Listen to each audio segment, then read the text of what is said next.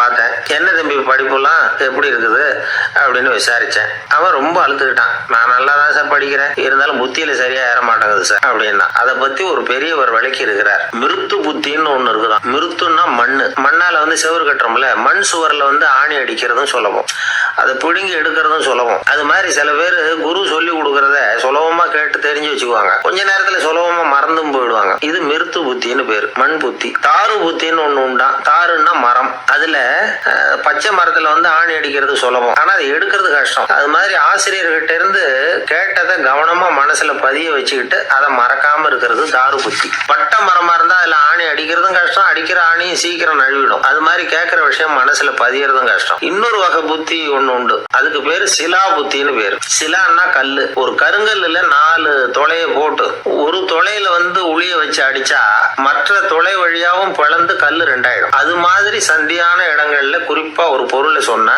அதை வச்சுக்கிட்டு மத்ததையும் தெரிஞ்சுக்கிறது, அது சிலா புத்தின்னு பேரு. வேணு புத்தின்னா என்ன தெரியுமா? வேணும்னா மூங்கில். மூங்கில் கணுவுல ஒரு பக்கம் உளிய வச்சு அடிச்சா 2 பக்கமும் பிளந்துரும். அது மாதிரி ஒரு செய்தியை கேட்டுக்கிட்டு இருக்கிறப்பவே அதோட முன்பின் தொடர்களையும் தெரிஞ்சுக்கணும், அது வேணு புத்தி. தைல புத்தின்னு ஒண்ணு உண்டு. தைலம்ங்கிறது எண்ணெய். தண்ணியில ஒரு துளி எண்ணெயை விட்டா அது தண்ணி பூரா பரவி விடுதுல, அது இப்படி பரவுறது மாதிரி ஆசிரியர் சுருக்கமா ஒரு கருத்தை சொன்னா அதை வச்சுக்கிட்டு பூரா விஷயங்களையும் தெரிஞ்சுக்கணும், அது தைல புத்தி. கற்பூர புத்தின்னு ஒண்ணு கேள்விப்பட்டிருக்கோம். அது எப்படின்னா, கற்பூரம் தீ பட்ட உடனே பிடிச்சிக்கும். ஆசிரியர் சொன்ன உடனே நுண்ணறிவோட பாடங்களை புரிஞ்சுக்கிறது இந்த வகை புத்தி. கரி புத்தின்னு ஒண்ணு. அது எப்படின்னா, கரியில நெருப்ப வச்சு விசிறிய பிறகு அதுக்கப்புறம் அது கறி நெருப்பாகும். கதலித்தண்டு புத்தின்னு ஒண்ணு சொல்லுவாங்க. கதலிங்கிறது வாழை மரம். வாழைத்தண்டுல தீ வைக்கிறது எவ்வளவு சிரமமோ அவ்வளவு சிரமத்தோட கல்வி கற்கிறது கதலித்தண்டு புத்தி. இதை தவிர இன்னும் சில வகையான மாணவர்களை கூட அடையாளம் காட்டுறாங்க. ஆசிரியர் சொன்னதுல நல்லது மட்டும் எடுத்துக்கிறவன் அன்னம். ஆசிரியர் கிடைச்ச இடத்துல பாடத்தை கேட்டுக்கிட்டு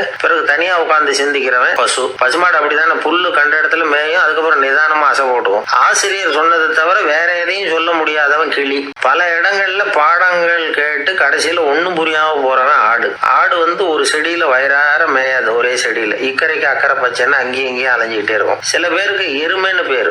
எருமை எப்படின்னா, குளத்து நீரை கலக்கிதான் குடிக்கும். அது மாதிரி ஆசிரியர் மனசை நோக செய்து பயில்கிற மாணவர்கள்லாம் இந்த ரகம். இவ்வளவுலாம் இருந்தாலும் இந்த காலத்து மாணவர்கள்லாம் ஒரு தனி ரகம். ஒரு ஆசிரியர் வகுப்புல பாடம் நடத்திக்கிட்டு இருந்தார். இலக்கண வகுப்பு. இறந்த காலம், நிகழ்காலம், எதிர்காலம், past tense, present tense, future tense, இதை பத்தி எல்லாம் பாடம் நடத்துறாரு.